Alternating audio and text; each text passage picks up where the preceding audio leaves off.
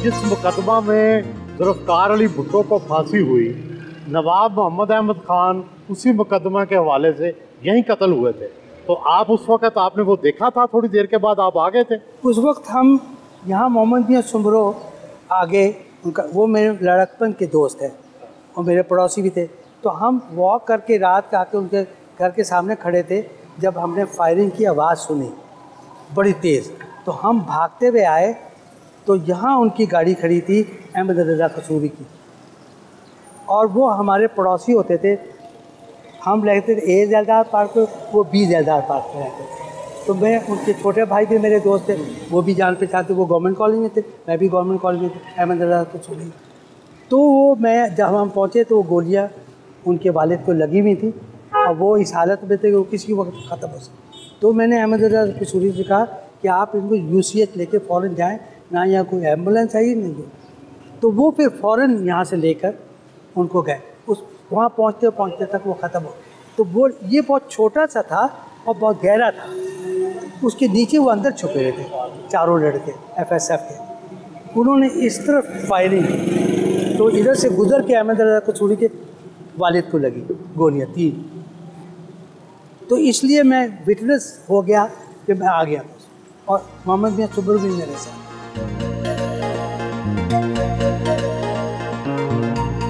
भुट्टो के जो कत्ल करने वाले 4 लोग थे, क्या उनमें से कुछ जो अफसर थे वो जमात इस्लामी के भी थे?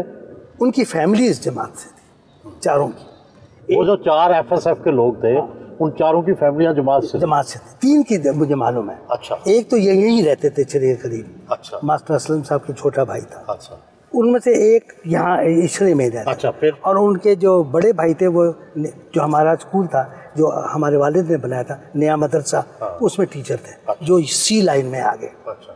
तो क्या, कैसे ये उनको गवाहियों के लिए कैसे तैयार किया? मियाँ साहब ने, मियाँ तुफैल मोहम्मद साहब ने जनरल चिश्ती के कहने पे, जनरल चिश्ती से ने मियाँ साहब से वादा किया था कि अगर आप इन लड़कों से गवाही दिलवा दें कि भुट्टो ने इनको खुद ऑर्डर दिया था इन लड़कों को, जो वो तैयार नहीं थे देने, क्योंकि भुट्टो ने तो उनको ऑर्डर नहीं दिया था। तो वो झूठी गवाही दिलवाई जिसपे ये फांसी की सज़ा हुई थी। अगर वो गवाही ना मिलती तो भुट्टो को कभी फांसी नहीं होती। तो इसमें मियाँ तुफैल मोहम्मद साहब का और जनरल चिश्ती का रोल था? मेजर मियाँ साहब का था, और जनरल चिश्ती ज़िया-उल-हक के साथ कनेक्टेड होकर उसने ये करा, और उसने कहा था ज़िया-उल-हक फांसी नहीं देगा। फिर क्या हुआ? उन 4 को फांसी हुई। अच्छा। और उसके बाद वो ख़ानदान जो थे उनके, उन्होंने कैंप लगा लिया मंसूरे में मियाँ साहब के खिलाफ। वो सारा दिन नाराबाजी करते थे, 4-5 दिन। भुट्टो की फांसी पे उनके क्या तासुरात थे? बहुत अफसुर्दा थे, बहुत अफसुर्दा थे कि उनको मालूम था ये गलत है, उन्होंने कहा ये सब गलत। मौलाना मौदूदी जो थे उनका क्या था? शेर गोई करते थे, हल्की हंसी मजाक करते थे क्या? आपको उनकी तबीयत तो मालूम है, बहुत हंसी मजाक करते थे और बहुत अच्छे वो जुमले भी पास करते थे, और बहुत जो लोग उनके करीब बैठते थे वो यानी मुस्कुराते हंसते रहते थे। लेकिन शेर व शायरी तो उनको बहुत, लेकिन करते नहीं थे। लेकिन इकबाल से उनका ताल्लुक़ जो था, अल्लामा इकबाल से उनका ताल्लुक़ आपको मालूम है। गुस्सा किन बातों पर आता था मौलाना मौदूदी को? बहुत सारी चीज़ों में, यानी मगर वो कभी आपे से बाहर नहीं होते थे, या कभी कोई गुस्से होंगे कोई बात कह दे। जैसे बहुत दुख हुआ था जब मियाँ साहब पे इन्होंने तशद्दुद किया था जेल में, उस वक्त उनको बहुत दुख हुआ था। उन्होंने कहा कि मैं किसी के लिए बददुआ नहीं करता, लेकिन भुट्टो के लिए कि मेरे दिल में से बददुआ निकलती मियाँ साहब के सुलूक में।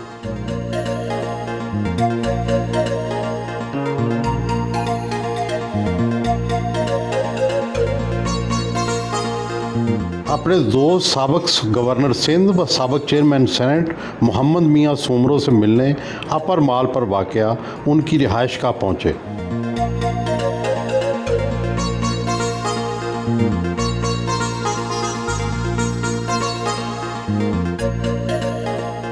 हुसैन फारूक मौदूदी साहब से आपका तल्लुक़ कब से है?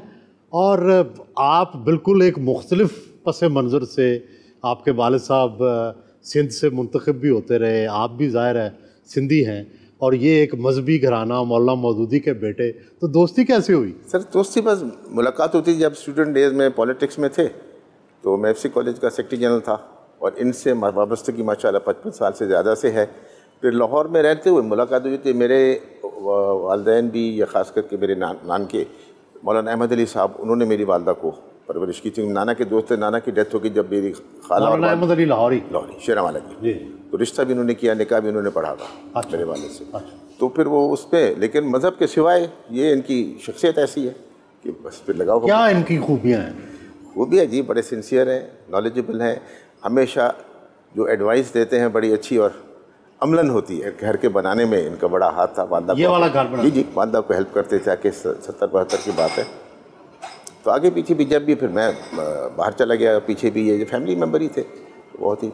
और हम दोनों मौलाना साहब को जामिया अशरफ जुमे नमाज के लिए ले जाया करते थे। और कभी इन्होंने आपके सियासी कैरियर में माशाल्लाह आपने बहुत अरूज पाया, कोई मशवरे देते थे, आप इनसे लेते थे मशवरे? नहीं सर, सियासी कैरियर तो मेरा था, मैं तो बैंक में मुलाजमत करता था। और सियासी अल्लाह ताला की तरफ से आया। उस वक्त ये अमेरिका गए थे, उसके बाद डिसाइड करते रहे बाकायदा। इनसे हर चीज़ कंसल्ट करता था मैं। अच्छा। इनकी अप्रूवल के बगैर कोई नहीं करते थे कुछ। मैं पाकिस्तान आया हुआ था और ये उस वक्त गवर्नर सिंध थे। इनके पास से होकर मैं लाहौर आ गया। तो एक शाम को शामी साहब की गाड़ी में हम जा रहे थे, तो इनका फ़ोन मुझे आया कराची से कि मैं क्योंकि मुशर्रफ ने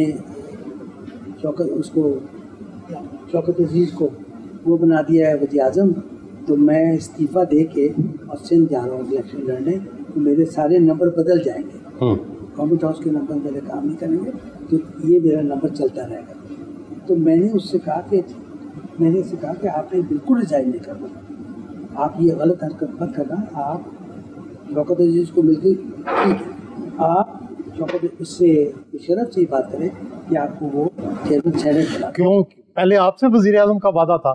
इनसे बातचीत चल रही थी, बातचीत चल रही थी। अल्लाह ताला आपको वज़ीर आज़म बना दिया? अल्लाह ताला के फضل से। तो ये इस बात पे जाया, तो मैंने कहा आपने उससे मुशर्रफ से बात करी कि आपको चेयरमैन सेनेट बना दिया। और मैंने कहा चेयरमैन सेनेट मौजूद रहता है और सब चले जाते हैं, वज़ीर आज़म भी चला जाता है, सदर भी चला जाता है, सब चले जाते हैं, लेकिन चेयरमैन सेनेट नहीं जाता। तो इन्होंने मेरी एडवाइस सुन ली और फिर ये चेयरमैन सेनेट बन गए। कोई ऐसा मुश्किल वक्त जो आपने इकट्ठे गुजारा हो? नहीं, अल्लाह का शुक्र है, कोई ऐसा मुश्किल वक्त नहीं। मौलाना मौदूदी की क्या याद है आपके ज़हन में? चुप रहते थे, बोलते कम थे, कमरे से निकलते नहीं। बस जुमे के लिए ज़बरदस्ती उन्हें तकरीबन ले जाया करते थे हम, और कि भी बाहर भी घूमे फिरे थोड़ा, तो वो अपने किताबों में लगे रहते थे और लिखते रहते थे। बहुत कम बोलते थे कि हम सवाल करें तो फिर बिल्कुल हमें नसीहत सही करते थे। माशाल्लाह इल्म बहुत था उनका।